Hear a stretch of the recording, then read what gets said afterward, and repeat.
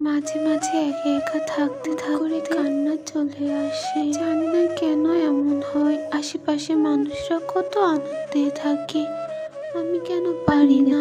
যারা আছে তারা বলে আমার চোখ নাকি অনেক সুন্দর, অনেক মায়া আছে। এর জন্যই কি আমার চোখে এত পানি, এত কান্না? তখন নিজে খুলে কাঁদতে পারি না। যখন অনেক বেশি খারাপ লাগে পুতুলদের সাথে গল্প করি।